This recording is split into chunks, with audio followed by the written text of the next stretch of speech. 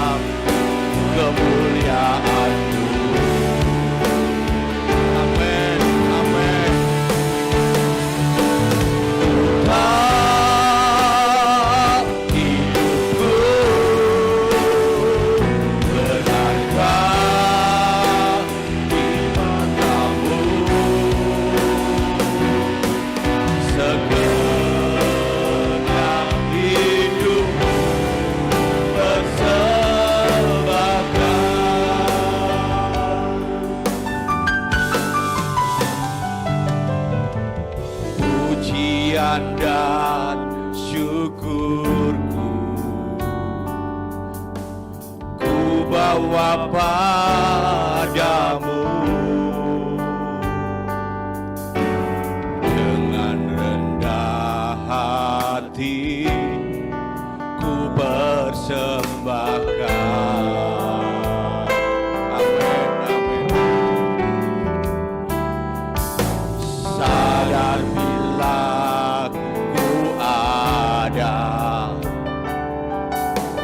hanya karena anugerah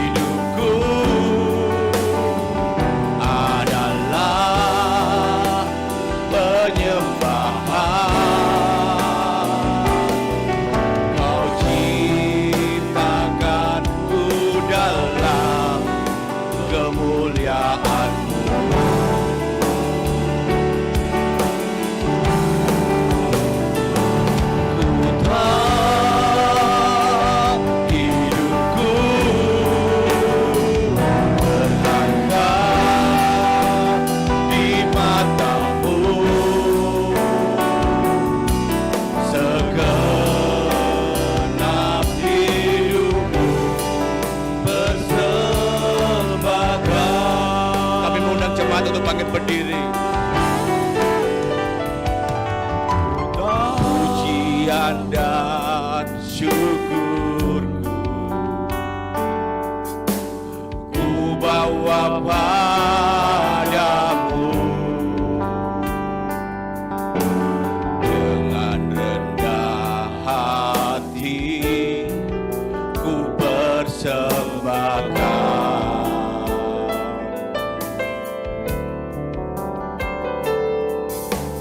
Sadar bila ku ada hanya karena anugerah, bukan karena kekuatan. Mari sambil angkat tangan kita.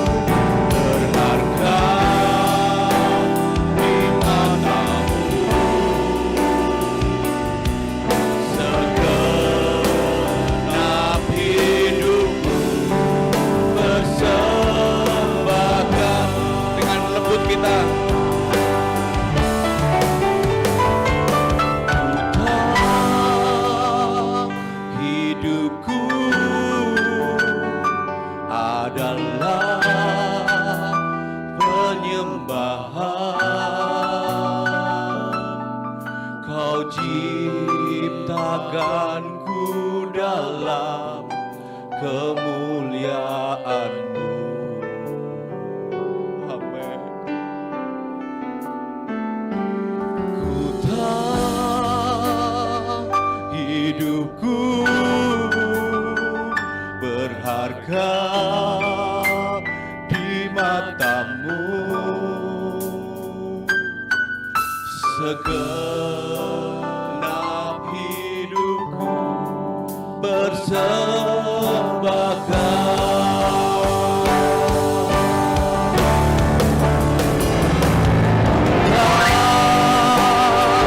Hidupku adalah penyembahan. Kau ciptakanku dalam kemuliaan-Mu.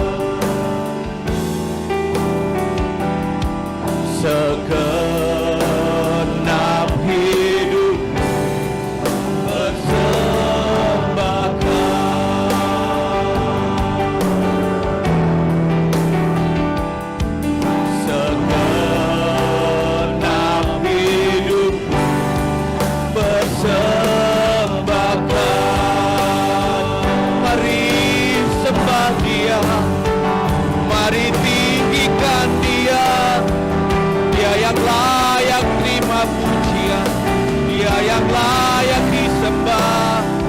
Haleluya, haleluya.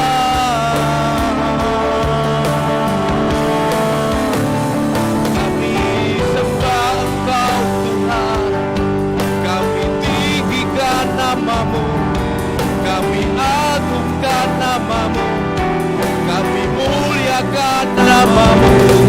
Sebab Engkau ajaib, sebab Engkau besar. Terima kasih Tuhan. Hidup ini adalah penyembahan, hidup ini adalah perbuatan. Haleluya, haleluya. Kami menyembah-Mu Tuhan, kami menyembah-Mu Tuhan, di dalam roh dan kebenaran-Mu. Haleluya. Ditinggikan nama-Mu, diagungkan nama-Mu Tuhan, dimuliakan nama-Mu Yesus. Mari saat ini kita bersyukur kepada Tuhan. Saat ini kita berterima kasih jika saat ini kita masih ada. Itu semua karena anugerah-Nya, atas kebaikan-Nya. Terima kasih, terima kasih Tuhan buat anugerah-Mu, buat kebaikan-Mu Tuhan. Hidup kami milik-Mu. Haleluya, haleluya. Terpujilah nama-Mu yang kudus, terpujilah nama-Mu yang kudus. Yesus Tuhan, Kau yang layak terima pujian. Sebab Engkau yang layak terima pujian Tuhan.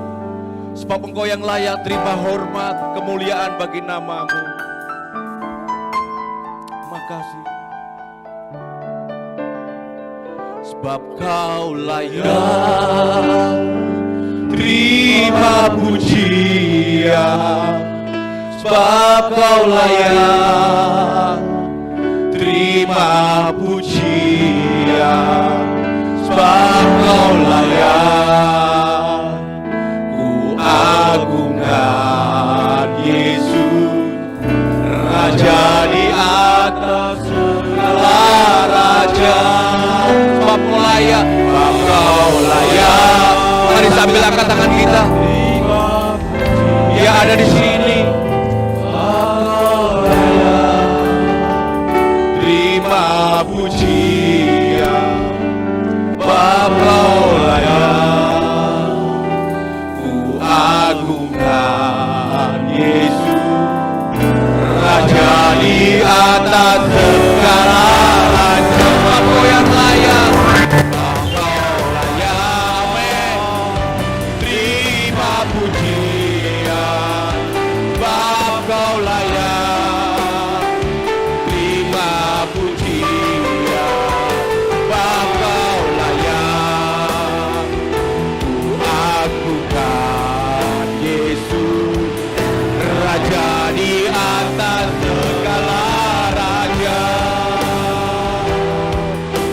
Raja di atas segala raja, Raja di atas segala raja. Beri sorak-sorai bagi Allah kita. Dia yang layak disembah, Dia yang layak ditinggikan, diagungkan nama-Mu, dibesarkan nama-Mu. Yesus Tuhan, Yesus Raja kami. Segala kemuliaan hanya bagi-Mu, segala hormat bagi nama-Mu. Nama segala nama, kami menyembah-Mu. Haleluya, haleluya, haleluya. Kami bersyukur Tuhan buat pagi hari ini.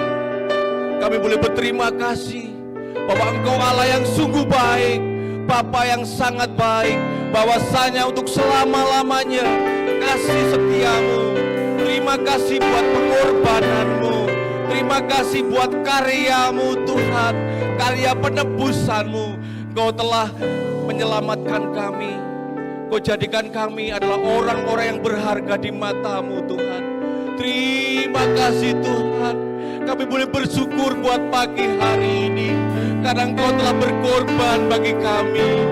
Kau jadikan kami orang yang berharga di matamu. Kau jadikan kami orang yang berkenan di hadapanmu. Hanya pujian, hanya sembah kami naikkan kepadamu Tuhan.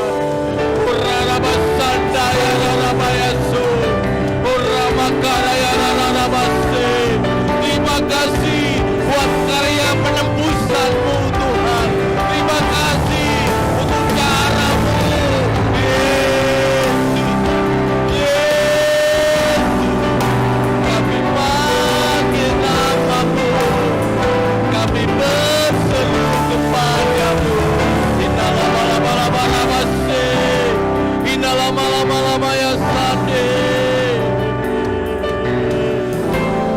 Terima kasih Tuhan buat karya penebusanmu, buat kebaikanmu Tuhan. Terima kasih Tuhan, pagi hari ini kami mau bersorak bagi Engkau. Pagi hari ini kami mau memuji dan memuliakan namamu Tuhan.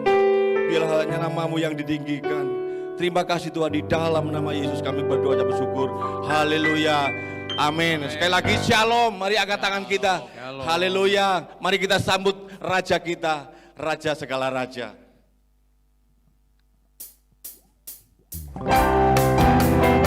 Sambil bertepuk tangan.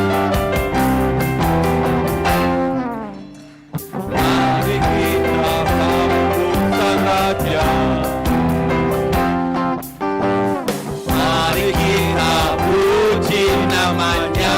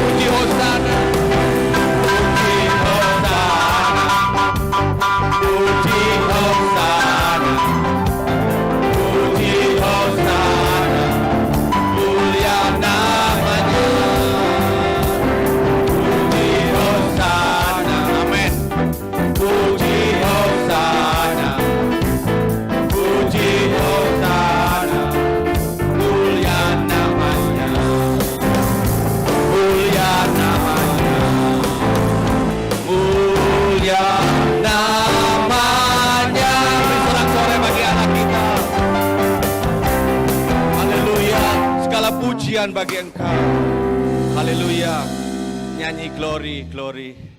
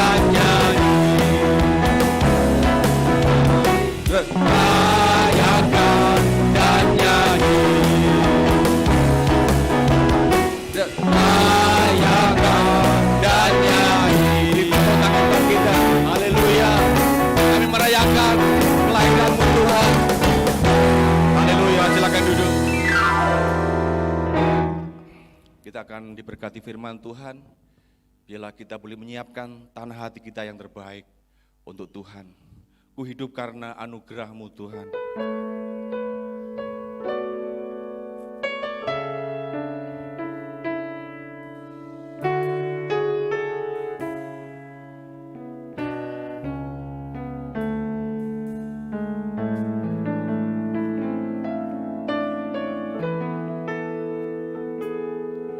Ku hidup karena anugerah-Mu,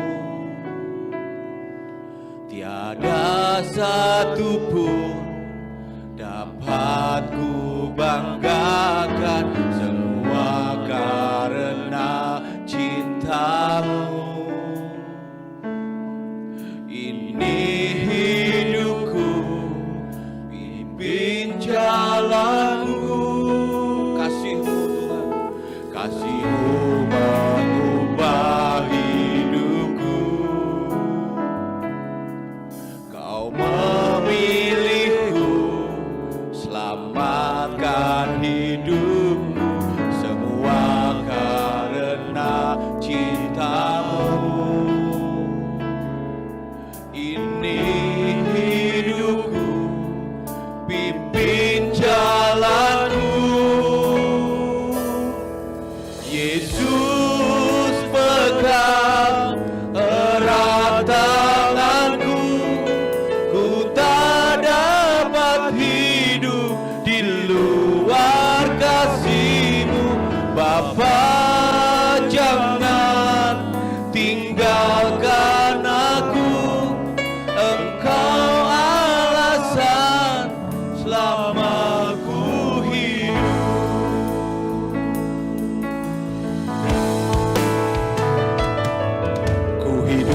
Karena anugerah-Mu,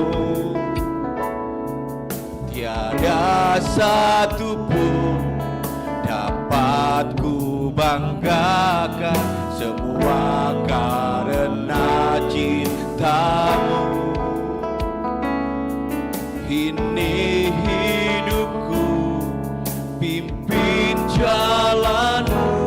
Kasih-Mu Tuhan, kasih-Mu mengubah hidupku.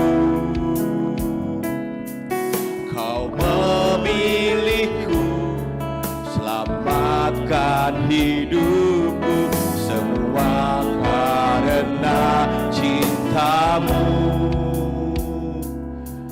Ini hidupku, pimpin jalanku. Panggil namanya. Yesus, pegang erat tanganku. Ku tak dapat hidup di luar kasih-Mu. Bapa, jangan tinggalkan aku. Engkau alasan selama ku hidup. Panggil namanya. Yesus, pegang erat tanganku. Ku tak dapat hidup di luar kasih-Mu. Bapa, jangan tinggalkan aku. Engkau alasan selama ku hidup. Yesus, pegang erat tanganku. Ku tak dapat hidup di luar kasih-Mu. Bapa, jangan tinggalkan aku. Engkau alasan. Sekali lagi panggil namanya. Yesus. Serahkan kepada Bapak Gembala.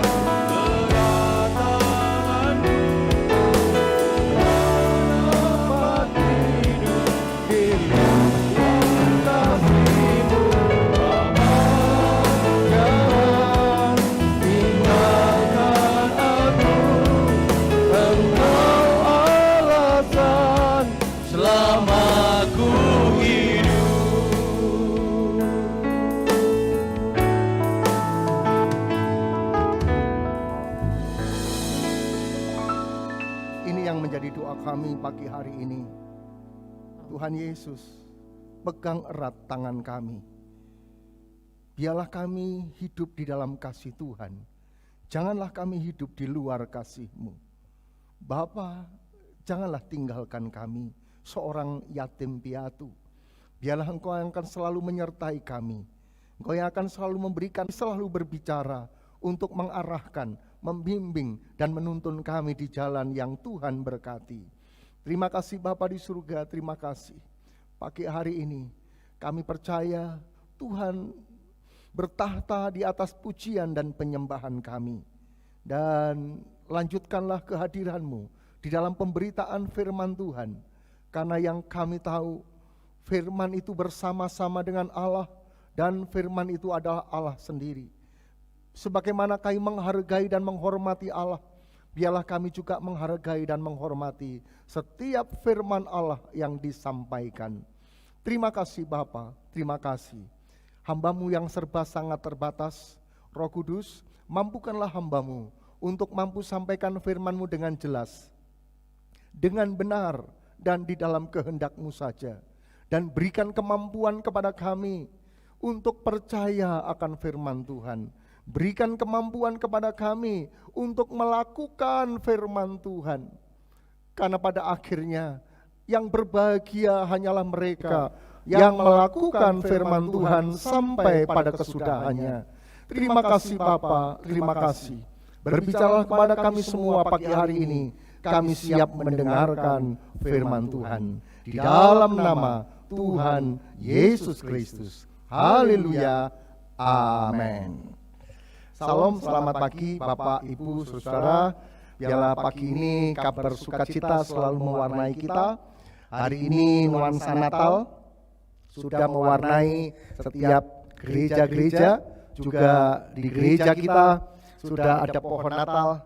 Artinya kita diingatkan kembali betapa besar kasih Tuhan atas kehidupan kita yang sudah memanggil kita dari kegelapan kepada terang yang ajaib, yang sudah memindahkan kita yang seharusnya dihukum menjadi orang-orang yang mendapatkan kasih karunia di hadapan Tuhan. Kiranya Tuhan akan selalu menolong dan memberkati kita.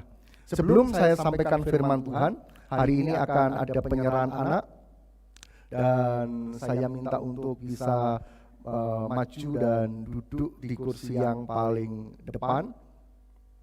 Penyerahan anak dari keluarga Bapak Emmaus Thomas Jericho dan Ibu Wintia Danara Sanki. Hari ini akan diserahkan kepada Tuhan.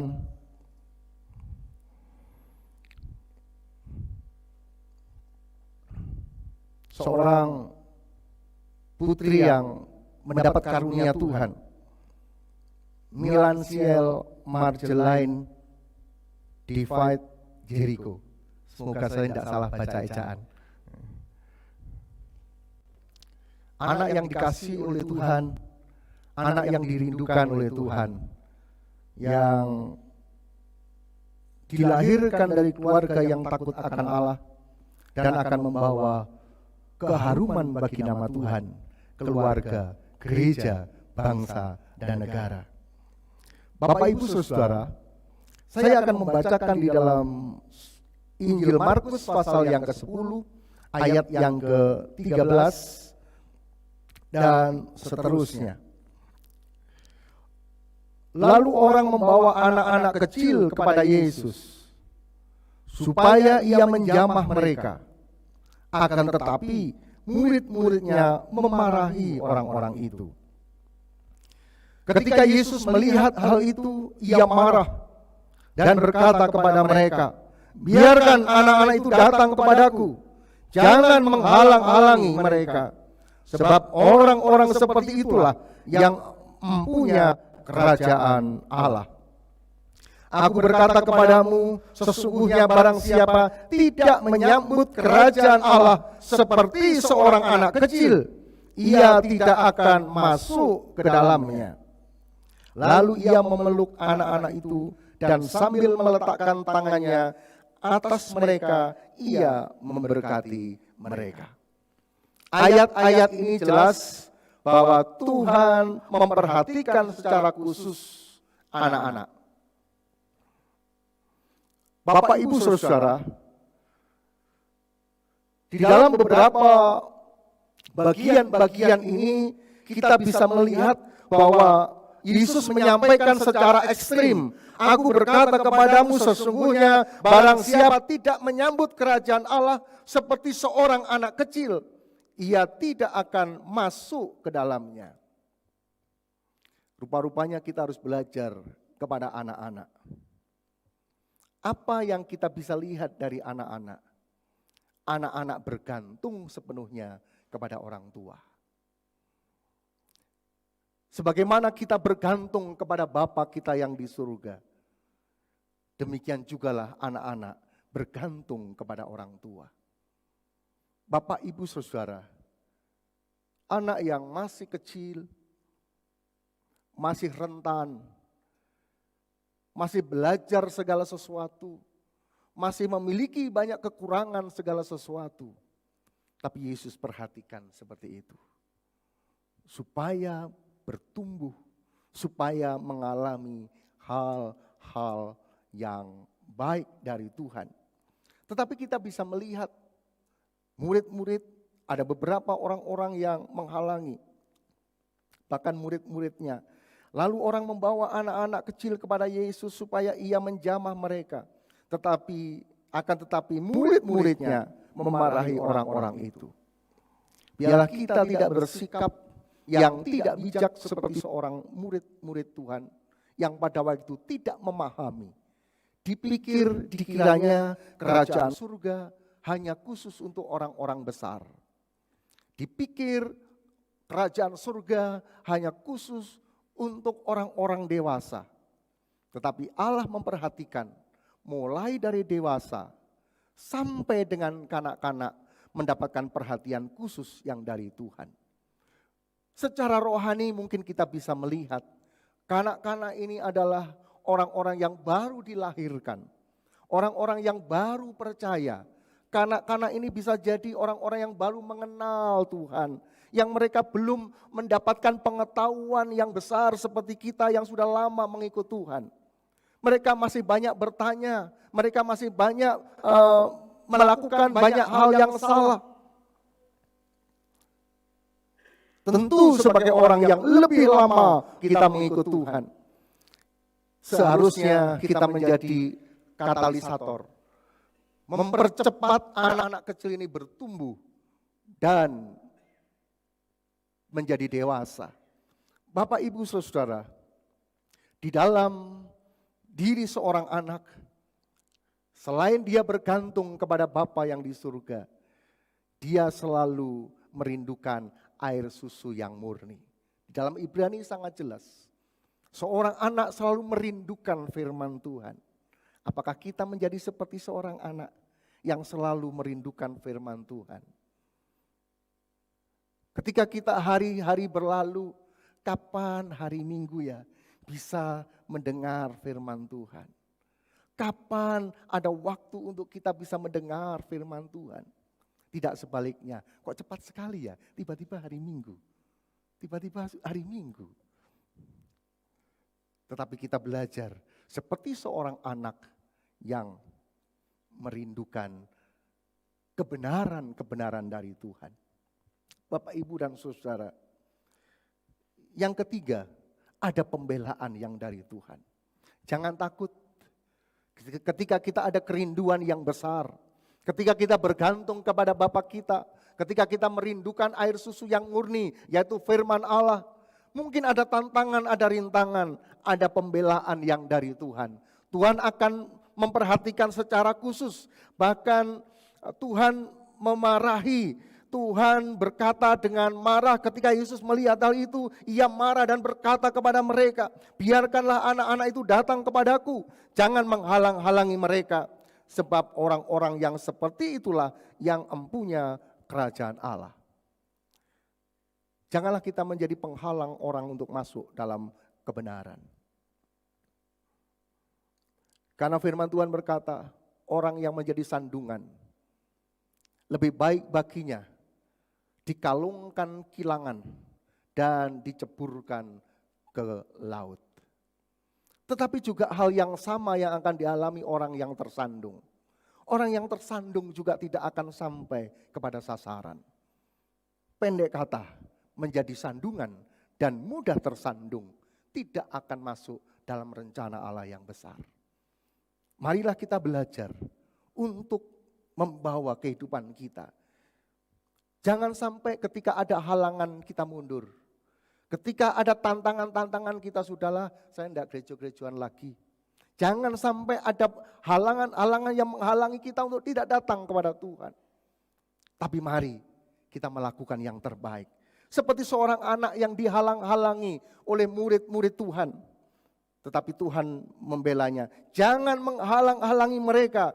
Sebab orang-orang seperti itulah yang empunya kerajaan surga. Bagian yang 4, ada jaminan. Ketika kita menjadi seorang anak yang selalu bergantung kepada bapaknya, selalu merindukan firman Tuhan,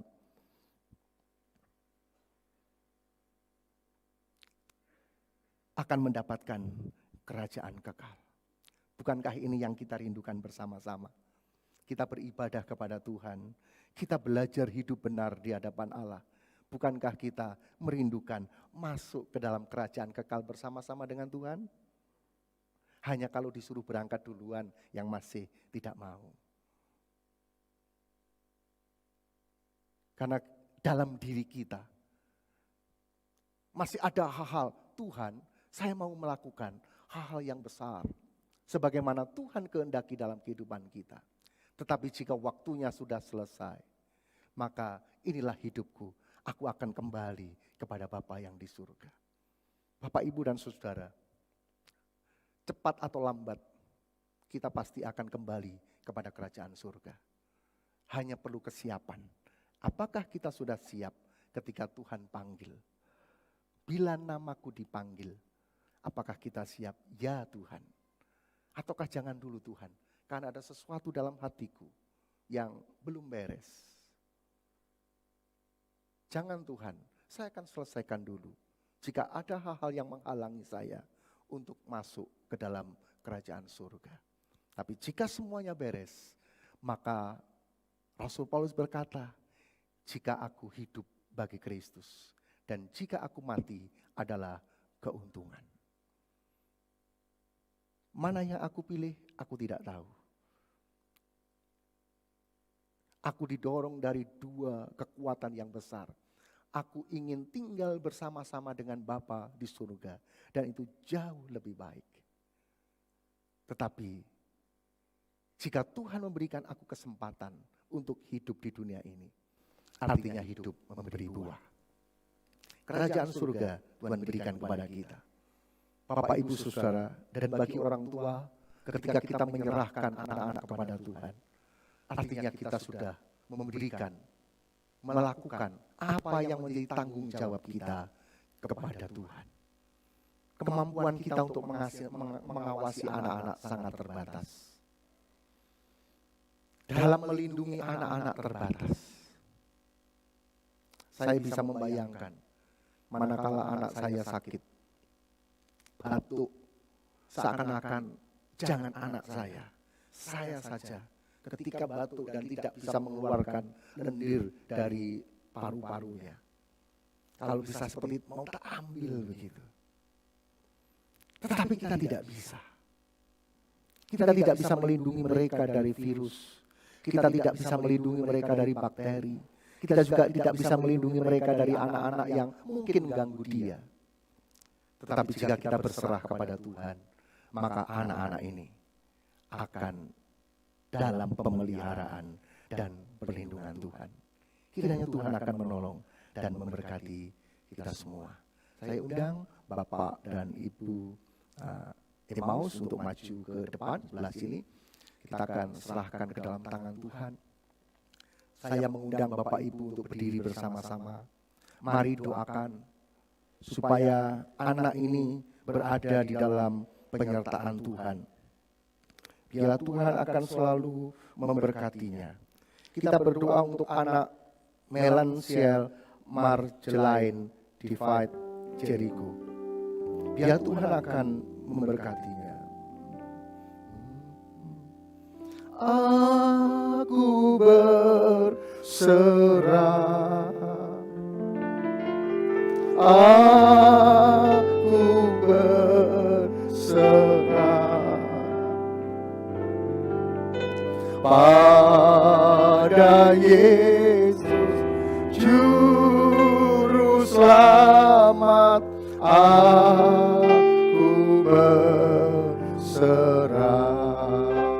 Aku berserah. Bapa, hamba serahkan anakmu dalam tangan Tuhan. Melansiel Divide Jericho. Ya, Tuhan akan selalu menolongmu, nak. Tuhan akan selalu memeliharamu. Tuhan akan selalu melindungimu dari segala mara bahaya dan sakit penyakit. Engkau akan menjadi anak yang hebat. Engkau akan menjadi anak yang diberkati Tuhan. Keluar masukmu akan diberkati oleh Tuhan. Dan engkau akan mendapatkan perhatian khusus dari Tuhan. Di dalam nama Allah Bapa, Putra dan Roh Kudus, kami serahkan anak ini dalam tangan Tuhan. Di dalam nama Tuhan Yesus Kristus.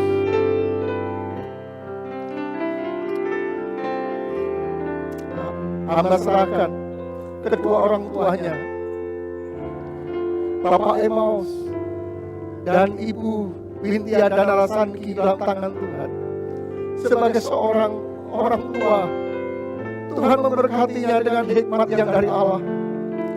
Sebagai orang tua, Tuhan memberikan kemampuan untuk menjadi teladan bagi anak-anaknya, mengarahkan dalam hidup kebenaran, menyampaikan kebenaran-kebenaran firman Tuhan saat duduk, saat berjalan, saat makan, saat mau tidur, menyeberangkan kebenaran firman Tuhan, supaya generasi berikutnya menjadi generasi yang takut akan Allah.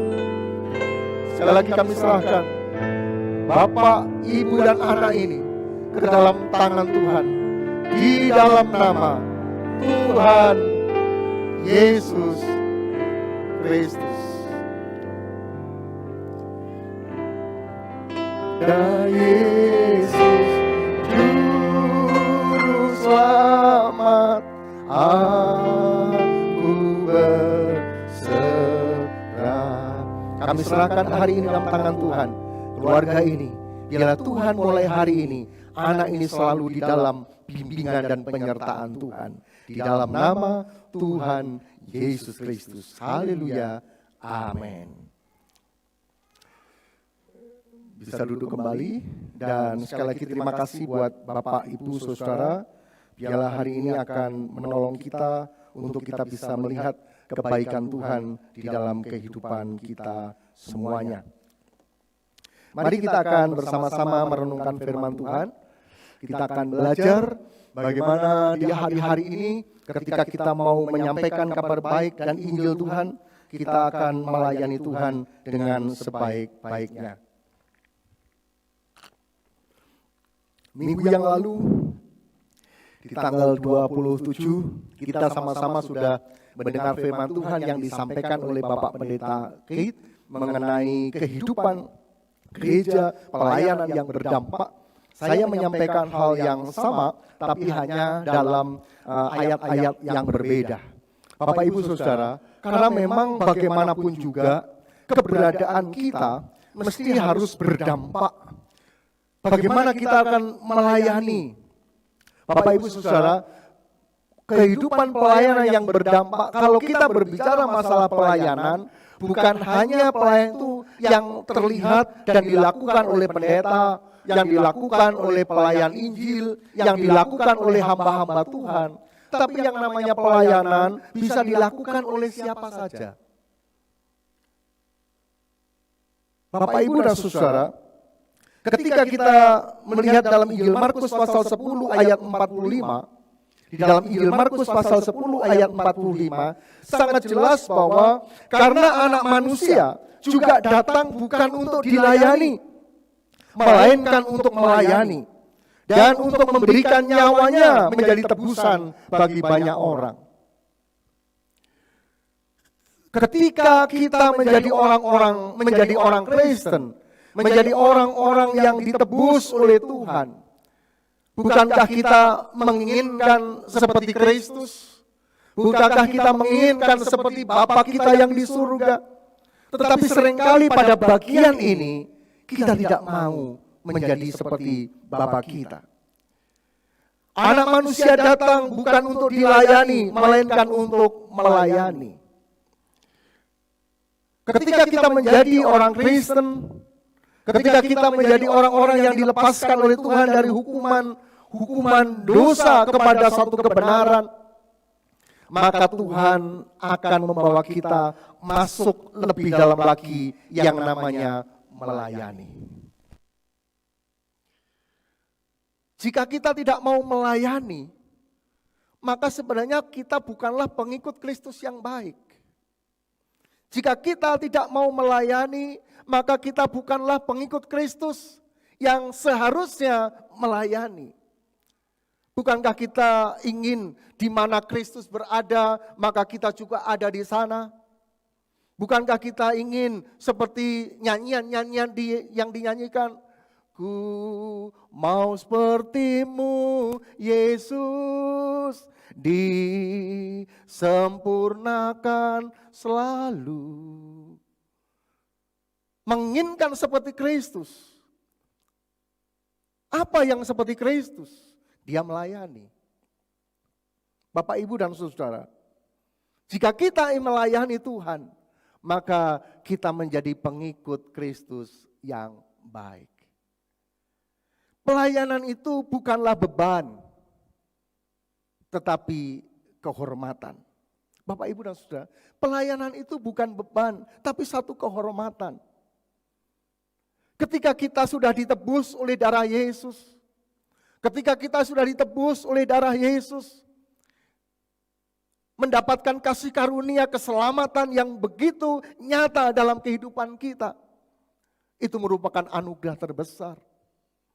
Dan merupakan satu kehormatan jika kita diberi kesempatan untuk melayani, untuk bergabung dengan para pelayan-pelayan Tuhan. Kita diberi kehormatan untuk ikut ambil bagian di dalam pelayanan Kristus yang besar untuk menyelamatkan dunia ini. Satu kehormatan jika Tuhan berikan kesempatan kita untuk bersaksi. Satu kehormatan ketika kita diberi kesempatan untuk ambil bagian dalam pelayanan sekalipun tidak terlihat. Tetapi akan diperhitungkan oleh Tuhan. Bapak, Ibu, dan Saudara, janganlah kita tidak mau melayani. Ayo Pak, Ibu melayani. Oh, enggak mau. Melayani itu kan urusannya Pak Pendeta. Melayani itu urusannya orang-orang yang full time. Bapak, Ibu, Saudara, pagi hari ini saya sampaikan bahwa pelayanan itu adalah bagian dari kita. Kalau kita menjadi pengikut Kristus yang baik. Apa yang memotivasi kita untuk melayani? Motivasi yang mendasari kita yang untuk melayani adalah karena kita sudah ditebus oleh darah Yesus. Saya percaya yang datang saat pagi hari ini, hidupnya sudah ditebus oleh darah Yesus. 1 Korintus 6 ayat 19, atau tidak tahukah kamu bahwa tubuhmu adalah bait Roh Kudus yang diam di dalam kamu, Roh Kudus yang kamu peroleh dari Allah, dan bahwa kamu bukan milik kamu sendiri, sebab kamu telah dibeli dan harganya telah lunas dibayar. Karena itu muliakanlah Allah dengan tubuhmu dan rohmu, yang kedua-duanya adalah milik Allah. Bapak, Ibu, dan Saudara, ketika kita melayani Tuhan sebagai rasa syukur, ketika kita melayani Tuhan sebagai rasa terima kasih, Tuhan sudah menebus kita untuk mendapatkan hal-hal yang baik yang Tuhan siapkan bagi kita, untuk mendapatkan kehormatan, untuk mendapatkan mahkota kemuliaan. Jadi bukan karena kita melayani supaya mendapatkan keselamatan dan karunia, bukan. Tetapi karena kita sudah dibayar di awal, sudah ditebus di awal. Ketika kita mulai percaya kepada Yesus Kristus sebagai Tuhan dan Juru Selamat, kita sudah ditebus oleh Tuhan. Dan sebagai rasa syukur kita melayani Tuhan sesuai dengan bidang karunia, talenta yang Bapak Ibu sudah terima dari Tuhan. Bapak, Ibu, Saudara yang dikasihi oleh Tuhan, untuk melayani Tuhan memang ada dua hal. Seperti seorang yang bernama Petrus, dia meninggalkan pekerjaannya sebagai seorang nelayan, kemudian dia mengikuti panggilan Tuhan dan dia menjadi penjala manusia. Itu yang saya sebut sebagai full time. Kemudian juga ada yang namanya Paulus. Dia seorang pembuat tenda. Dia bekerja yang menghasilkan keuangan, tetapi dia juga melayani dengan sepenuh waktu kepada Tuhan. Itu yang saya sebut sebagai full heart, sepenuh hati. Bapak, Ibu, dan Saudara, mungkin kita tidak menjadi seperti Petrus yang mendedikasikan hidupnya untuk melayani di gereja, untuk melayani sebagai full time. Tetapi kita bisa seperti Paulus yang melayani sepenuh hati, sementara kita juga bekerja, sementara kita juga melayani Tuhan. Bahkan yang full heart, sepenuh hati, kadang-kadang kerjanya malah overtime, malah lembur-lembur. Bapak, Ibu, Saudara, mumpung Tuhan masih memberikan kesempatan kepada kita untuk melayani, mari kita melayani dan Tuhan akan pakai kita dengan luar biasa. Tuhan memberikan kepada kita talenta, bukan? Tuhan memberikan kepada kita karunia kemampuan. Kalau Bapak Ibu bisa masak, itu karunia Tuhan. Gunakan untuk melayani Tuhan. Kalau Bapak Ibu bisa desain, itu karunia Tuhan. Layani Dia. Kalau Bapak Ibu bisa hal-hal yang baik, bisa musik, bisa menyanyi, bisa tersenyum, bisa melakukan apa saja, itu adalah karunia yang Tuhan berikan kepada kita.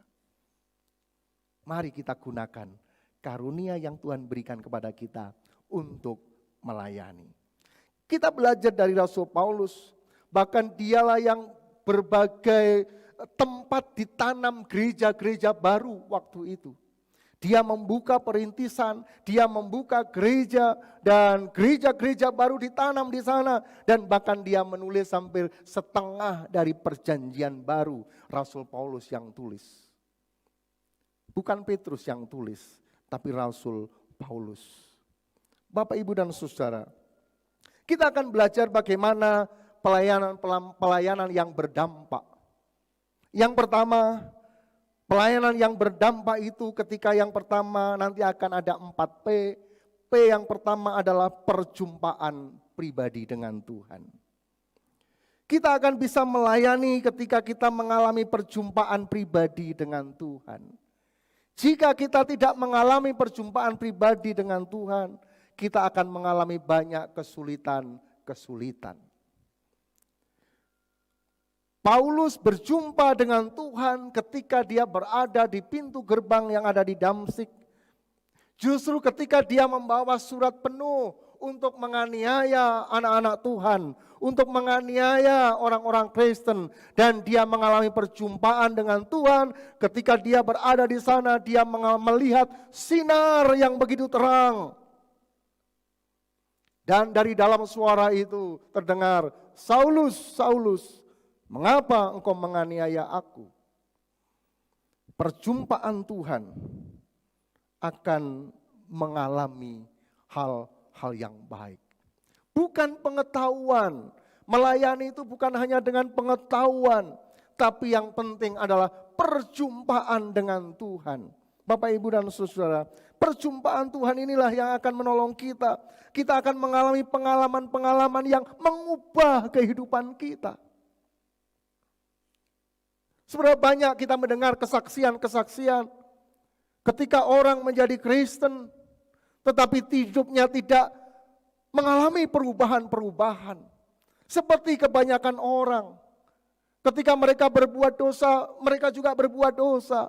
Ketika mereka mengadakan pelanggaran, mereka juga melakukan pelanggaran. Tetapi begitu mereka mengalami perjumpaan dengan Tuhan, 180 derajat mereka berubah.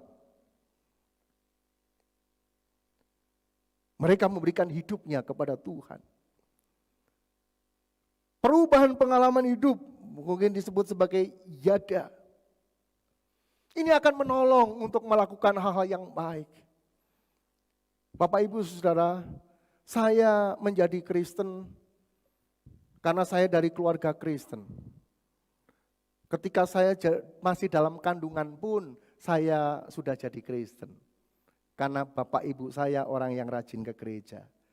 Sehingga ketika ibu saya hamil itu katanya juga setia ke gereja. Bahkan ketika saya lahir saya juga rajin ke gereja. Tetapi waktu SD juga sama, mengalami hal yang sama. Seperti anak-anak yang lain tidak mengalami perubahan-perubahan kehidupan. Karena dulu juga lumayan nakal saya ini. Jadi karena sudah tak lewati sekarang tidak lagi. Jadi suka ganggu tanaman orang. Jadi kalau di utara rumah itu tak buat mainan. Sudah bapak saya dilabrak sama orang. Anakmu begitu. Bahkan kalau tetangga punya mangga, tetangganya belum sampai makan, saya sudah makan duluan.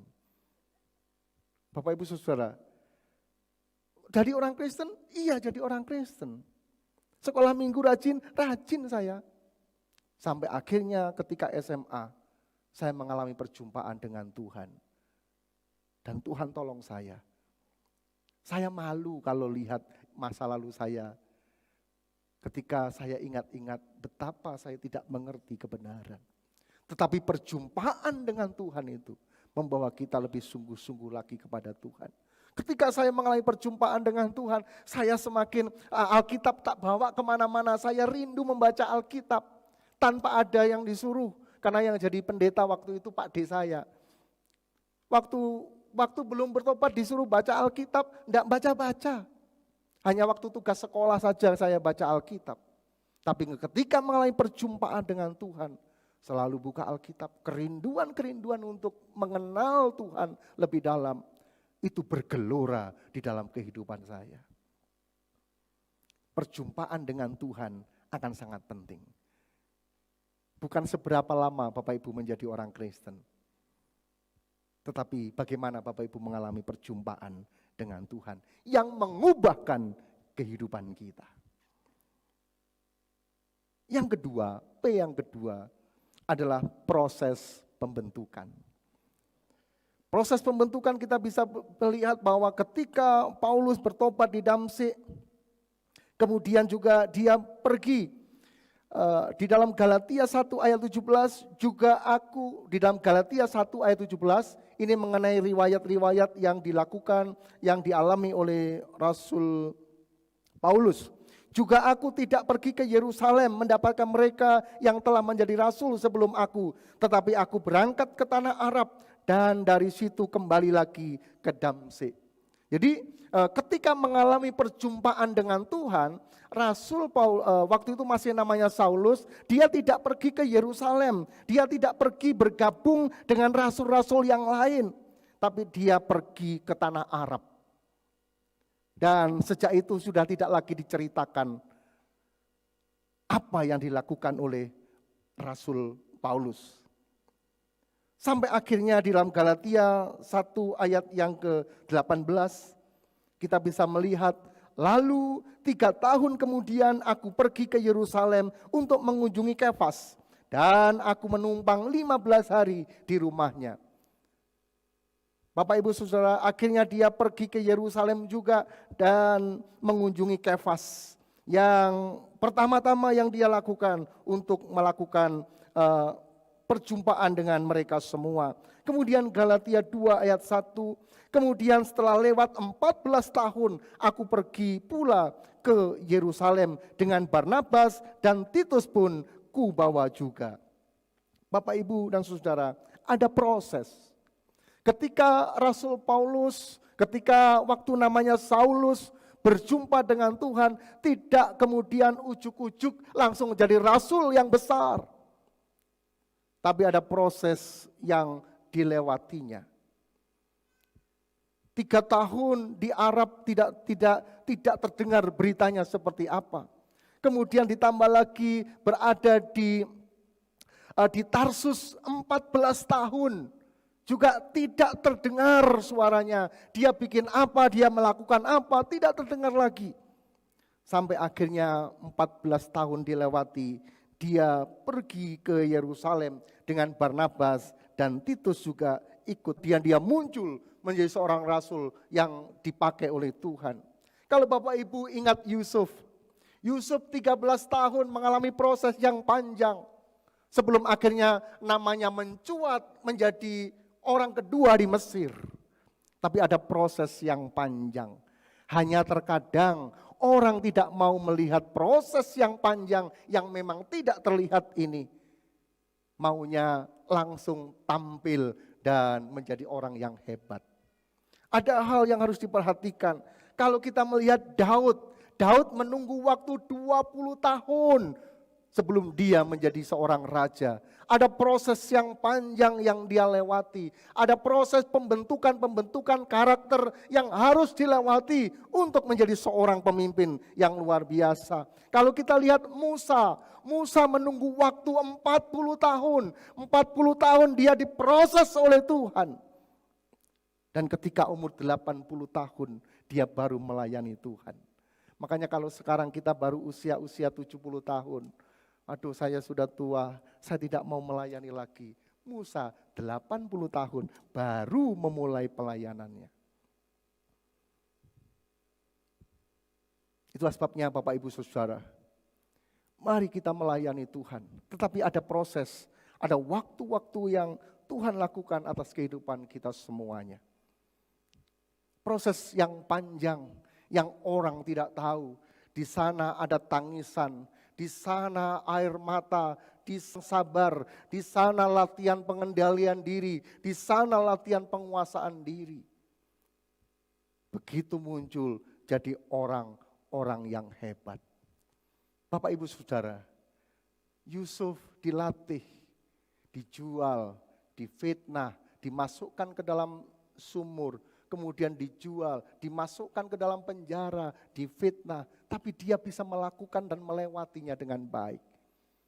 Akhirnya dia menjadi orang-orang yang hebat. Musa, 40 tahun dia dididik secara kebangsawanan Mesir. Dia menjadi orang-orang yang hebat. Tetapi kehebatan itu belum cukup di hadapan Tuhan sebelum melalui proses yang panjang. 40 tahun dia harus menjadi gembala kambing dan domba. Yang sebelumnya dia berada di kerajaan, dia minta apa saja, kewenangan ada di sana. Dia mau pergi kemana, dia minta apa saja, dia lakukan apa saja, ada di tangannya. Tetapi dalam pelayanan pekerjaan Tuhan, bukan dengan tangan besi, tapi melayani Tuhan itu dengan hati. Hati yang dibaharui oleh Tuhan. Hati yang dibentuk oleh Tuhan. Bapak Ibu Saudara, apa yang saya alami kalau saya melayani mulai tahun 96. Berada ketika selesai sekolah Alkitab, ketika hati menggebu-gebu, ketika mengalami percuma, kayak sekolah Alkitab. Kemudian ketika sekolah Alkitab pernah membayangkan saya mesti akan berkhotbah di mana-mana. Saya berkhotbah dan disebut dipanggil Pak Pendeta. Tetapi apa yang terjadi? Saya kemudian dikirim oleh Tuhan ke lereng gunung. Yang di sana, di desa belum ada listrik waktu itu. Dilatih di sana. Buru-buru jadi pendeta terkenal. Paling Bapak Ibu enggak kenal saya waktu itu. Selama 20 tahun mengalami proses-proses kehidupan yang seringkali pernah saya saksikan, didera, tidak waktu berada di sana, pernah juga tidak makan 3 hari. Bukan karena puasa, tapi terpaksa, karena enggak ada uang. Mau pulang bisa. Saya mau pulang, kemudian minta beras ke rumah orang tua, bisa, banyak di sana. Tapi tidak saya lakukan. Waktu 3 hari, proses yang panjang, saya berdiam diri di hadapan Allah. Bisa saja untuk mengurangi rasa lapar, saya pergi kunjungan. Paling tidak ada teh dan kopi dan pisang waktu itu. Tapi tidak saya lakukan. Saya berdiam diri di hadapan Allah. Dan Tuhan tolong melewati masa-masa itu. Jalan kaki 12 kilo. Itu di era semua punya sepeda motor. Dari puncak, dari Wonoagung sampai ke Dampit. Jalan kaki. Pelayanan dari Gondalegi sampai ke sana. Naik sepeda pancal. Pinjem punya teman pendeta, saya dapat pinjaman. Perjalanan 4 jam jauhnya untuk melayani Tuhan. Belajar untuk menguasai diri, belajar untuk mengatakan bahwa saya ini bukan siapa-siapa. Untuk bisa dipakai oleh Tuhan. Bapak, Ibu, dan saudara-saudara, sukses adalah kesempatan dan persiapan yang bertemu. Tuhan sudah memberikan kesempatan kepada kita. Tapi mari kita mempersiapkan diri supaya kita mengalami waktu Tuhan dan persiapan kita bisa bertemu dengan baik. Kita akan dipakai oleh Tuhan dengan luar biasa. Kalau kita juga lihat Tuhan Yesus, ketika mau dipakai, kita lihat tunggu 30 tahun baru melayani. Hanya ketika Natal hanya sampai 2 tahun ada ceritanya, kemudian ada ceritanya ketika dia di bait Allah, kemudian habis itu tidak ada ceritanya sama sekali. Yang ada ceritanya adalah Yesus anak Yusuf tukang kayu. Sampai 30 tahun berikutnya, usia 30 tahun dia dibaptis, kemudian dia Roh Kudus turun atasnya, kemudian dia melayani 3,5 tahun, tetapi dampaknya bisa kita lihat sampai sekarang. Pelayanan yang berdampak, ada proses kehidupan. Kalau kita bisa lihat Bapak Ibu dan Saudara, sebelum menjadi kupu-kupu yang indah, ulat itu memasuki fase kepompong. Di dalam fase kepompong itu tidak bisa apa-apa, hanya diam. Jangan coba-coba bergerak kalau di fase kepompong. Itulah sebabnya ketika ada proses yang panjang, ketika saya melatih orang-orang yang memasuki proses kepompong, saya tidak berusaha untuk mencoba tak buka kepompongnya itu seperti yang ada di dekat rumah. Ada seorang anak lihat kupu-kupu, lihat kepompong yang sudah mulai buka sedikit. Kemudian ada anak main-main dilihat, kenapa nak? Mau tolong supaya cepat keluar kupu-kupunya. Dibukalah itu kepompongnya, kupu-kupunya keluar, lemes dan akhirnya mati. Bapak Ibu dan Saudara, ketika masa-masa proses itu dari ulat dalam kepompong, tidak tahu berapa masanya, tapi di situ dilatih supaya otot-otot imannya, kesabarannya, kekudusannya, segala hal yang berkenan kepada Tuhan dilatih di sana sampai akhirnya bisa keluar dari masa-masa itu dan menjadi kupu-kupu yang indah yang dirindukan oleh banyak orang. Bapak dan Ibu Saudara, Tuhan akan menolong kita. Bagian P yang ketiga adalah pelipat gandaan melalui pemuritan yang tahun depan kita akan lakukan. Kita membagikan nilai-nilai kehidupan, kerinduan hati, keterampilan kepada orang lain. Dan kita melakukan yang terbaik. Seperti Yesus melatih 12 murid. Maka pelayanan yang berdampak mesti kita menduplikasi orang. Minimal sama dengan kita atau lebih baik dari kita. Kita sedang memberikan nilai-nilai. Kita sedang mengajarkan nilai kehidupan. Ketika kita memuridkan bukan transfer pengetahuan. Kalau hanya transfer pengetahuan, mungkin Google lebih pinter dari kita. Cari apa saja ada di sana. Tetapi ketika transfer kehidupan, Tuhan akan melakukan yang terbaik bagi kita. Bapak, Ibu, dan Saudara, sehingga ketika kita bisa melakukannya di dalam 2 Timotius 3 ayat 10, kita bisa melihatnya. Tetapi engkau telah mengikuti ajaranku, cara hidupku, pendirianku, imanku, kesabaranku, kasihku, dan ketekunanku. Ini yang dilakukan. Bapak, Ibu, dan Saudara. Jadi sedang mentransfer kehidupan.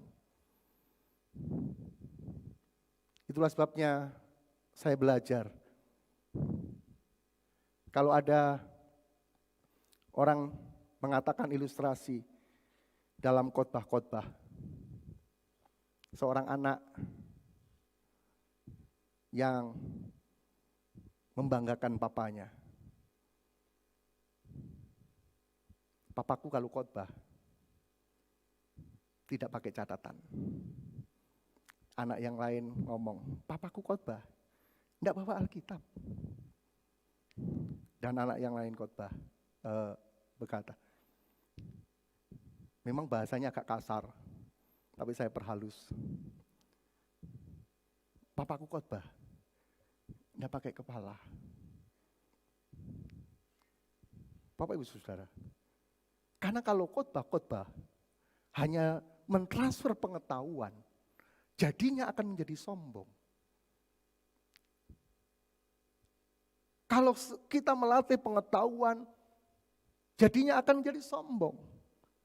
Tidak bisa ada kerendahan hati karena tidak ada teladan yang diberikannya. Itulah sebabnya Timotius mendapatkan pesan dari Paulus, tetapi engkau telah mengikuti ajaranku, perhatikan ajaranku, perhatikan cara hidupku, perhatikan pendirianku, perhatikan imanku, perhatikan kesabaranku, kasihku dan ketekunanku. Hal yang sama sekalipun saya masih banyak kekurangan. Perhatikanlah cara hidupku. Lihatlah kesabaranku. Kesetiaanku dalam melayani Tuhan. Saya tidak mengajak Bapak Ibu hanya untuk lihatlah Tuhan. Jangan lihat saya, terlalu jauh. Tapi saya mengajar dengan hati. Apa yang saya ajarkan, ini yang saya hidupi. Ketika saya berbicara mengenai kesabaran, Bapak Ibu bisa lihat. Pernah Bapak Ibu lihat saya marah? Oh, ada yang pernah ya lihat saya marah.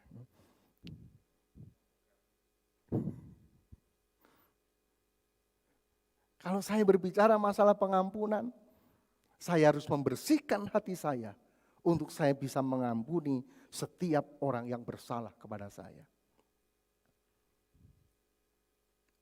Ketika berbicara masalah pengakuan dosa, saya melakukan pengakuan di hadapan Allah. Tidak ada yang saya tutup-tutupi, ini Tuhan aku. Sehingga apa yang saya khotbahkan, saya menyampaikannya dari kehidupan dan hatiku. Perhatikan ketika saya mendengar firman Tuhan. Ketika yang melayani bukan saya, Bapak Ibu perhatikan, sekali-kali liriklah saya di sana, di pojok sana. Tempat saya itu bukan saya kapling ya. Kalau ada yang duduk ya saya akan pindah ke sebelahnya gitu. Lihatlah sekali-kali ketika saya duduk di sana mendengarkan, ketika ada yang khotbah. Apakah saya teklak-tekluk begini? Apakah saya main WA-an? Apakah ketika baca Alkitab saya tidak buka Alkitab? Perhatikanlah apa yang saya lakukan. Ini sedang transfer kehidupan. Bapak, Ibu, dan Saudara, kita belajar. Paulus juga yang pertama yang ditemui, Paulus juga pertama dimentori oleh Barnabas. Kisah Para Rasul 11 ayat 25, lalu pergilah Barnabas ke Tarsus untuk mencari Saulus, dan setelah bertemu dengan dia membawanya ke Antiokhia. Bapak, Ibu, dan Saudara, Saulus 14 tahun gak ngapa-ngapain. Mungkin kalau kita sedang berkata, mungkin Tuhan tidak pakai saya. Mengalami keputusasaan. Itu yang pernah saya alami ketika saya melayani di Kepanjen. Selama ketika saya dipindah dari Wonoagung ke Kepanjen. Karena memang saya belajar taat kepada organisasi. Dipindah ke sana, saya ikut. Di sana tidak ada jemaatnya. Yang ada hanya gereja dan kosong. Saya bingung mau melakukan apa. Saya mau jadi hamba, di sana tidak punya tuan. Saya mau jadi tuan, nggak ada di sana. Saya melakukan apa yang saya lakukan. Karena saya senang membangun. Gereja ini tidak punya kamar mandi, saya bangun kamar mandi. Karena kalau orang ke gereja saya pikir kalau mau ke belakang mau kemana. Akhirnya saya mulai pelayanan saya bukan berkhotbah. Pelayanan saya dengan menjadi tukang membangun kamar mandi. Sambil saya menginjil, sambil saya melakukan tugas-tugas sebagai seorang hamba, 1 tahun gak ada jiwa satupun. Sehingga yang ibadah hanya 4 orang. Saya, istri saya, bapak dan ibu saya. Saya yang khotbah, istri saya yang narik persembahan. Dihitung bareng-bareng. Kan gak ada orang lagi. Sampai akhirnya saya mengalami titik keputusasaan. Tuhan, mungkin ini bukan panggilan saya. Karena tidak ada satu jiwa pun. Saya berkata begitu bukan saya diem, nunggu jemaat datang. Saya pergi memberitakan Injil di perempatan, di pasar, setiap orang yang saya kenal. Tapi kok enggak ada hasilnya. Saya pikir ini bukan panggilan saya. Kalau sampai dengan Desember tidak ada jiwa satupun Tuhan, Januari akan saya serahkan ke badan pengurus daerah. Saya akan bekerja. Karena saya punya istri. Yang tidak hanya dengan cinta saja ya. Tiap hari mesti harus kita makan 4 sehat 5 sempurna. 4 sehat saja, kadang-kadang 3 jenis saja. Bapak Ibu Saudara, saya harus bekerja. Tetapi di akhir Desember, Tuhan kirimkan satu keluarga yang dititipkan jauh-jauh dari Palembang. Pak, ini saya titip jemaat. Saya merasa ini adalah tanda. Sekalipun satu, itu adalah tanda. Kalau tidak, memang saya akan jadi orang pekerja sekuler. Akhirnya berjalannya waktu, Tuhan tambahkan jiwa-jiwa. Di tengah-tengah masa-masa proses, mungkin kita mengalami keputusasaan, Tuhan kok begini ya? Seakan-akan Tuhan gak tolong, Tuhan gak angkat saya. Tunggu waktunya Tuhan. Tuhan pasti, mungkin prosesnya belum selesai. Amin, Bapak Ibu Saudara. Ketika Bapak Ibu keluar dari pergumulan-pergumulan, mungkin Tuhan kok gak tolong saya ya? Seakan-akan Tuhan jauh dari saya, masalah bertubi-tubi. Tetapi ada saatnya, waktunya Tuhan tepat pada waktunya. Kemudian yang P yang keempat, hari ini saya khotbah agak panjang, semoga Bapak Ibu bisa mendengarkan dengan baik. Perkenanan Tuhan. Kita melayani, biarlah kita mendapatkan, merindukan perkenanan Tuhan. Galatia 1 ayat yang ke-10. Jadi bagaimana sekarang? Adakah ku cari kesukaan manusia atau kesukaan Allah? Adakah ku coba berkenan kepada manusia? Sekiranya aku masih mau mencoba berkenan kepada manusia, maka aku bukanlah hamba Kristus. Siapa yang kita harapkan menilai kita? Apakah ketika kita mau melayani sesuai dengan bidang kita, kita ingin dilihat Pak Pendeta, dilihat oleh orang, sehingga pelayanan kita hanya ketika dilihat saja.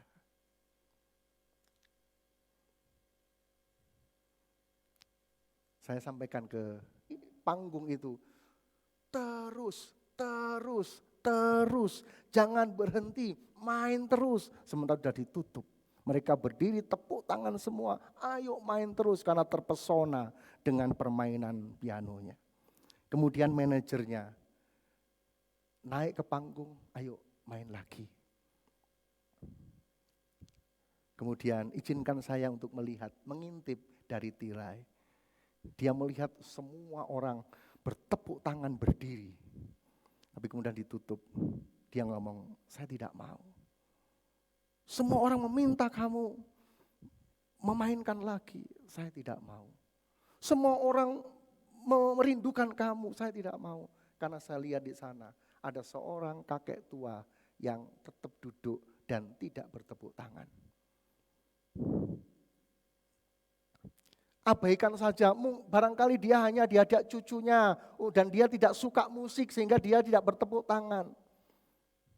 Tidak, Pak manajer tahu dia adalah pelatih piano saya ketika saya memulai belajar piano. Kalau dia tidak bertepuk tangan, pasti ada sesuatu yang dia pikirkan, pasti ada yang kurang dalam hidup saya. Beri saya waktu untuk berlatih, saya akan memberikan yang terbaik permainan saya, sampai kita datang ke sini lagi. Nanti saya tidak akan peduli, orang bertepuk tangan atau tidak, tetapi saya hanya berfokus. Kalau kakek itu berdiri dan bertepuk tangan dan mengatakan, hebat, luar biasa, baru saya bersukacita. Bapak Ibu Saudara, apa yang kita lakukan untuk siapa? Apakah kita membutuhkan tepuk tangan orang banyak?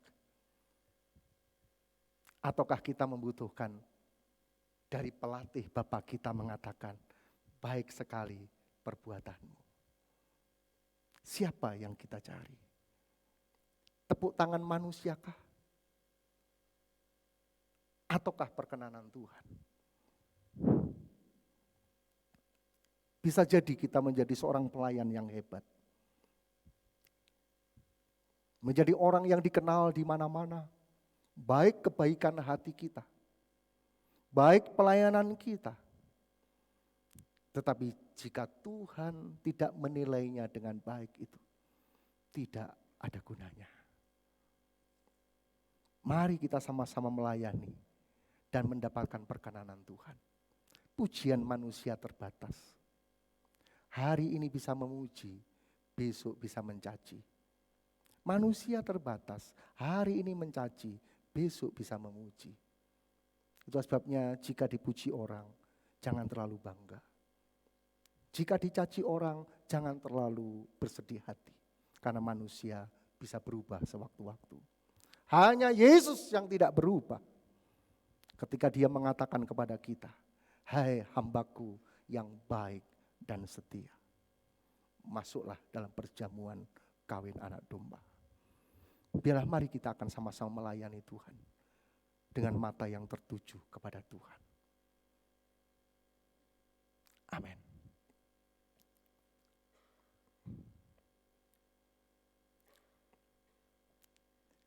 Persiapkan hati kita untuk kita melakukan perjamuan kudus saat pagi hari ini.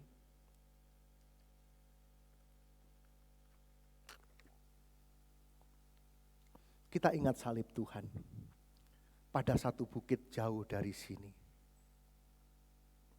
Kulihat salib Tuhan berdiri. Dia membawa kita masuk dalam sukacita yang besar.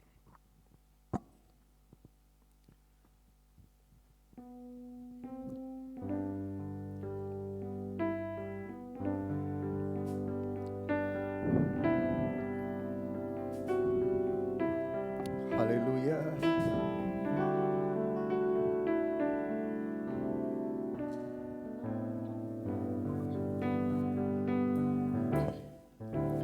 Pada salib bukit jauh dari sini, kulihat salib berdiri. Sepotong kayu kasar, tanda dosa besar. Di sana Tuhan ku telah mati. Ku datang pada salib itu. Ku teringat Tuhanku.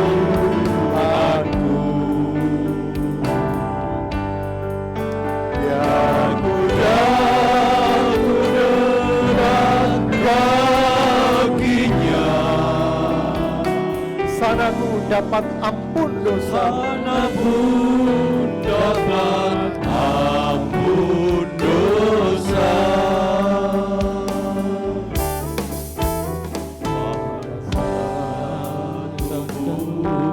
Saya undang pelayan perjamuan kudus Maju ke depan. Kita akan melayani Tuhan. Kulihat salib berdiri. Membawa umat menjadi segambar dan serupa dengan Kristus. Potong kayu basah, tanda dosa besar. Di sana Tuhan ku telah mati. Ku datang pada salib. Ku datang pada salib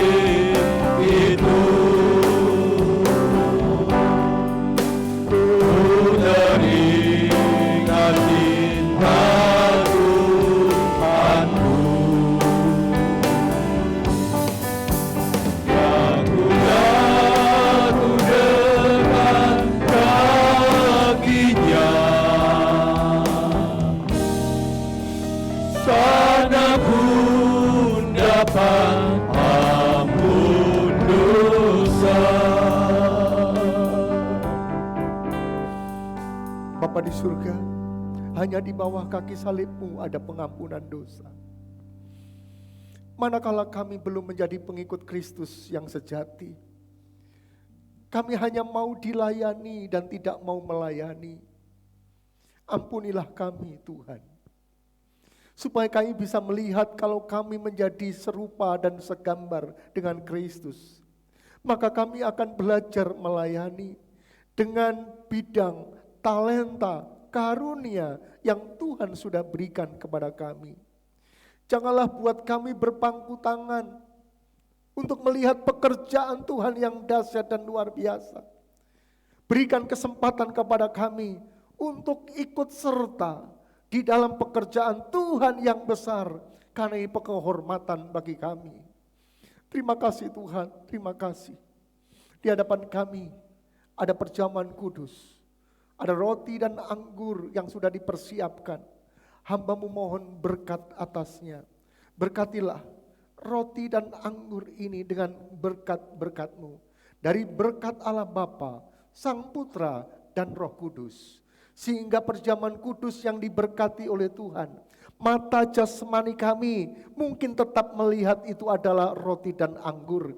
Tetapi iman kami seperti kata Tuhan, inilah tubuhku, inilah darahku. Ini adalah tubuh dan darah Yesus, yang akan membawa perubahan bagi kehidupan kami.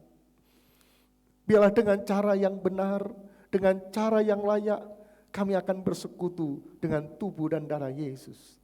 Hamba-hamba-Mu, pelayan-pelayan perjamuan kudus, layakkanlah kami membawa pendamaian kepada jemaat Tuhan. Membawa tubuh dan darah Yesus yang akan menjadikan pendamaian bagi mereka kepada Tuhan. Layakkan kami jika ada yang salah dalam kehidupan kami. Ampunilah kami Tuhan. Terima kasih Bapa, terima kasih. Di dalam nama Tuhan Yesus Kristus kami bersyukur dan berdoa. Amin. Kita akan pujikan ini sekali lagi.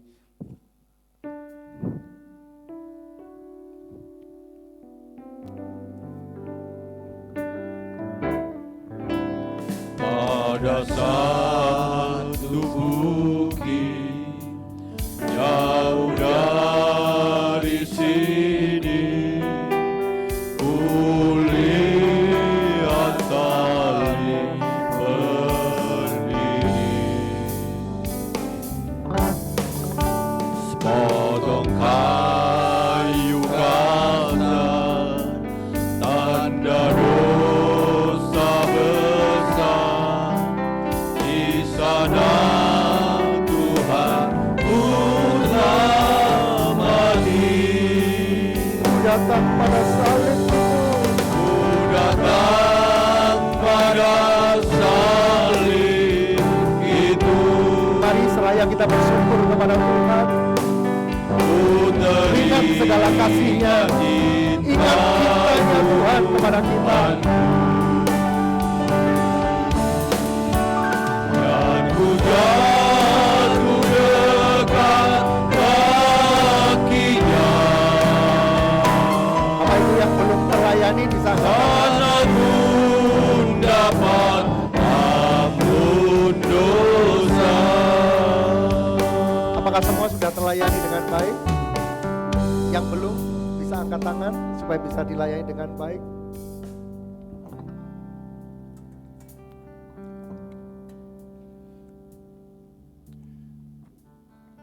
Biarlah Tuhan akan menolong kita mengerti makna kita menjadi pengikut Tuhan.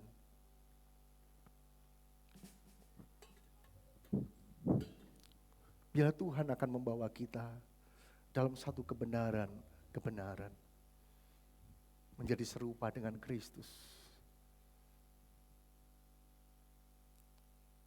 Biarlah Tuhan akan menolong kita, seraya Bapak Ibu memegang tubuh dan darah Yesus. Bapak Ibu merasakan betapa Tuhan baik kepada kita. Tuhan baik kepada kita. Tuhan baik kepada kita.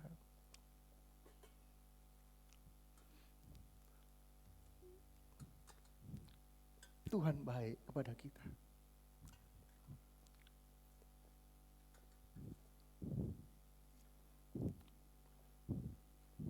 Jika semua sudah terlayani dengan baik, mari kita berdiri bersama-sama.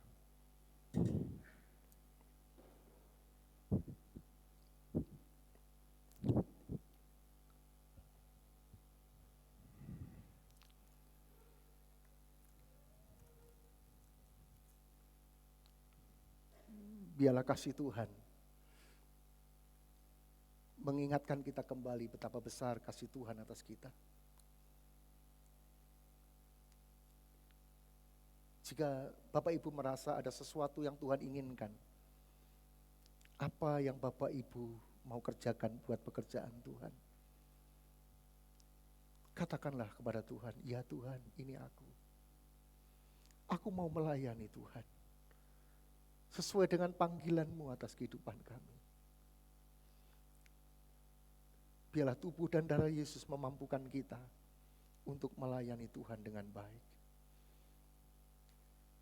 Kita angkat tubuh Tuhan dengan tangan kanan dan lebih tinggi dari kepala kita. Sebab apa yang telah kuteruskan kepadamu, telah aku terima dari Tuhan.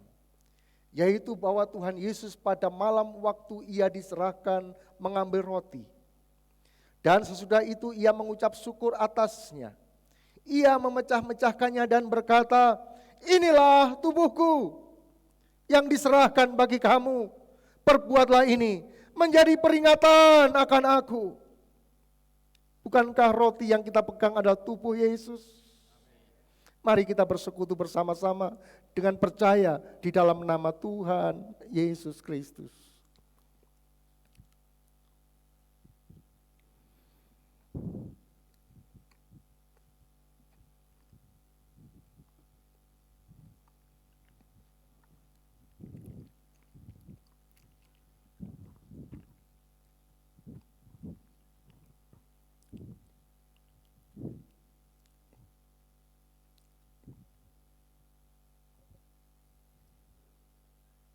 Alihkan cawan berisi darah perjanjian Tuhan. Dan dengan percaya angkat lebih tinggi dari kepala kita. Demikian juga ia mengambil cawan sesudah makan lalu berkata, cawan ini adalah perjanjian baru yang dimeteraikan oleh darahku. Perbuatlah ini setiap kali kamu meminumnya menjadi peringatan akan aku. Bukankah anggur yang kita pegang adalah darah Yesus? Mari kita bersekutu dengan percaya di dalam nama Tuhan Yesus Kristus.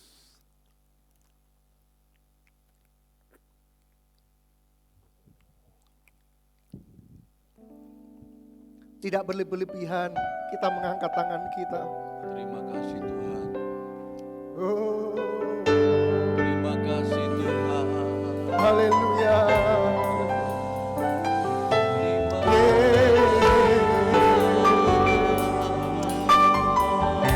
Sebab setiap kali kamu makan roti ini dan minum cawan ini, beginilah firman Tuhan, kamu memberitakan kematian Tuhan sampai ia datang.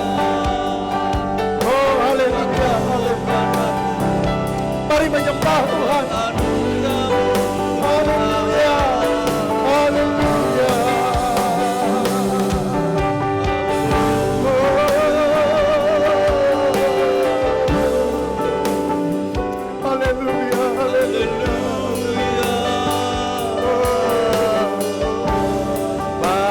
Bagi Dia segala pujian, hormat teraju, kekal selama.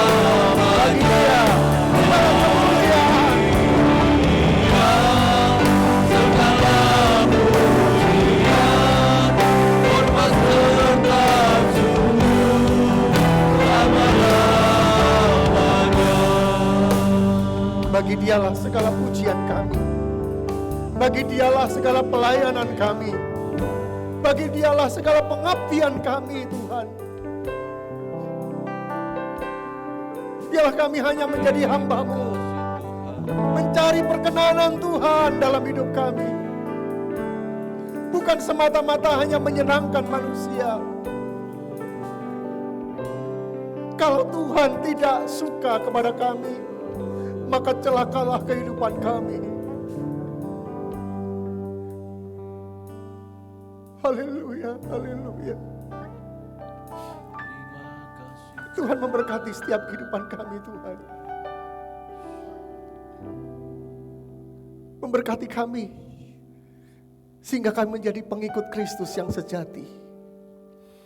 Kami menjadi umat Tuhan, menjadi bersama-sama menjadi gereja yang berdampak, karena semua terlibat di dalam pelayanan pekerjaan Tuhan. Semua ambil bagian sesuai dengan panggilannya, sesuai dengan talenta yang diberikannya. Tuhan memberkati.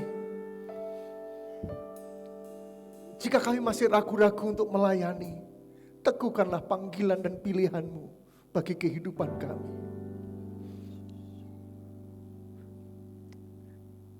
Bukan menjadi beban, tapi melayani adalah kehormatan. Melayani bukanlah mencari keuntungan, tapi melayani adalah kehormatan yang dari Tuhan.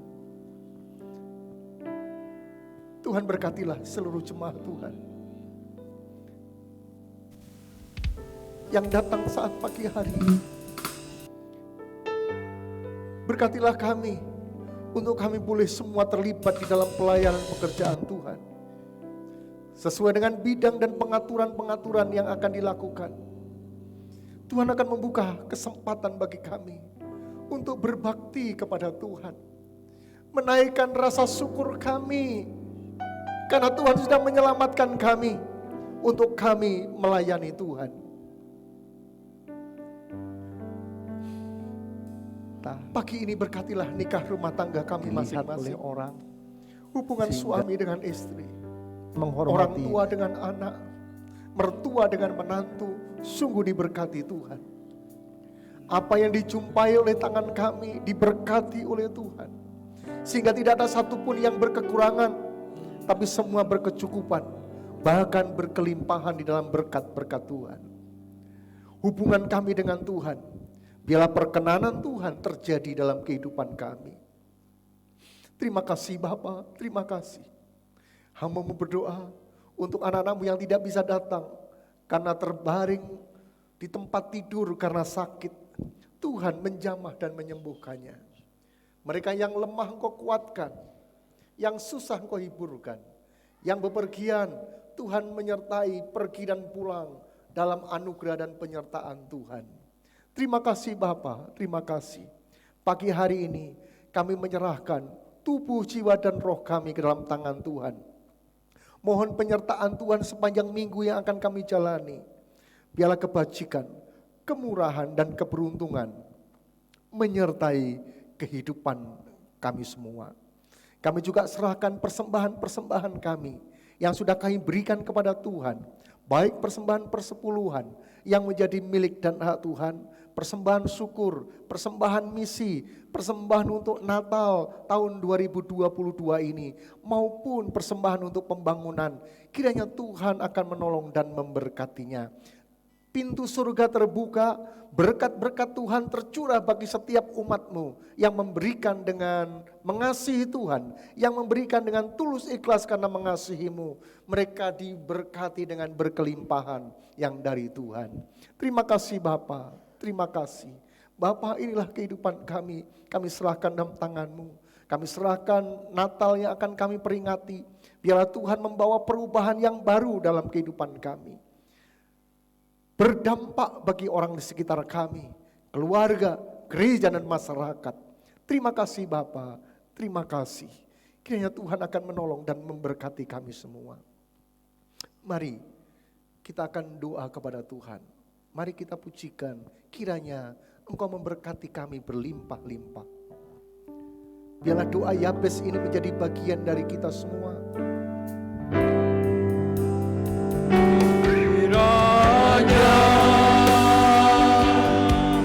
Engkau memberkati aku.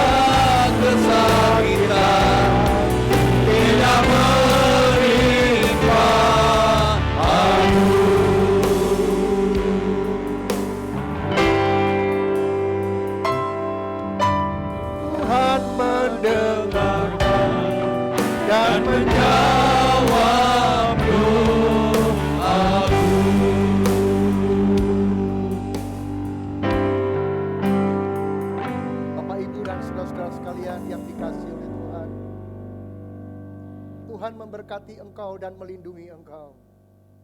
Tuhan menyinari engkau dengan wajah-Nya dan memberi engkau kasih karunia.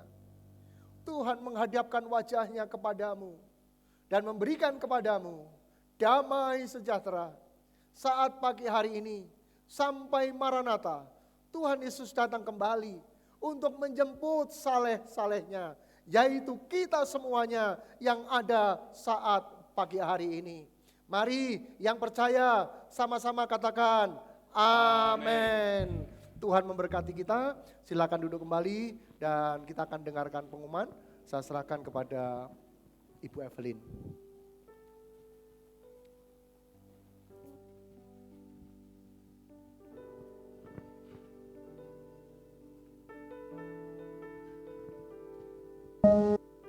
Shalom Bapak Ibu yang saudara terkasih dalam Tuhan. Selamat pagi dan saya akan mengumumkan beberapa pengumuman untuk kita pada pagi hari ini. Untuk yang pertama, ibadah pagi kita jalani seperti biasa yang akan dilaksanakan melalui Zoom dan dimulai pada pukul 4 pagi. Dan untuk ibadah MPC juga berjalan seperti biasa dilaksanakan pada hari Rabu pukul 6:30 malam di gereja. Jadi saya harapkan kedatangan kita semua walaupun bukan pelayan ibadah tapi terbuka untuk semua. Dan kita akan bersama-sama untuk berdoa syafaat di dalamnya.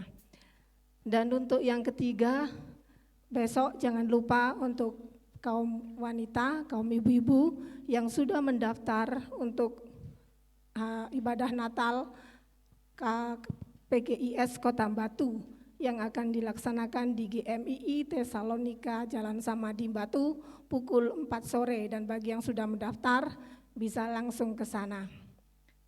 Dan dress code tema sesuai hari Natal ya, jadi bisa disesuaikan. Dan selanjutnya untuk undangan Natal bagi Bapak Ibu jemaat semua yang ingin mengundang mungkin sanak saudara yang sudah lama tidak hadir ataupun itu teman-teman bisa mengambil dan menghubungi Pendeta Grace karena sudah ada undangannya. Dan selanjutnya ibadah Natal juga akan dilaksanakan pada tanggal 25 Desember pukul 4:30 sore di tempat ini. Jadi kita mengajak semua saudara-saudara kita untuk datang menghadirinya. Dan selanjutnya ibadah tutup tahun kita laksanakan pada hari Sabtu tanggal 31 Desember pukul 4 sore. Dan di sini kita akan diadakan aksi kue basah. Jadi bagi jemaat yang diberkati Tuhan bisa membawa kue basah yang ada 4 macam dan saya akan mungkin sebutkan di situ ada bolu, ada lemper, ada onde-onde dan juga ada pastel. Jadi Bapak Ibu semua bisa memilih salah satu, bisa mengumpulkan di gereja pukul 6 pagi sampai batas 11 siang. Dan ibadah selanjutnya yang akan kita laksanakan ibadah perdana tahun 2023 yang akan dilaksanakan pada hari Minggu dan disertai dengan perjamuan kudus karena pertepatan pada hari Minggu. Tetapi saya ingatkan kembali di sini pukul 8 pagi ya. Ibadah perdana kita 2023 hari Minggu 1 Januari 2023 pukul 8 pagi. Dan untuk pengumuman selanjutnya mungkin saya informasikan kita akan melalui online dan di sini sudah disediakan link. Jadi nanti Bapak Ibu bisa mulai belajar untuk membukanya. Langsung dibuka di situ nanti akan tertera ada menu dan di situ ada mulai dari sejarah gereja, dari biodata dari Bapak Gembala, pengurus gereja dan dari situ juga nanti kita akan adakan item. Bapak Ibu bisa belajar bersama-sama karena untuk melebih efisienkan waktu. Tetapi saya tetap akan pandu untuk ibadah-ibadah setiap harinya selama 1 minggu tersebut. Jadi pengumuman sementara untuk hari ini saja dan kami mengucapkan selamat pagi, Tuhan Yesus memberkati kita semua.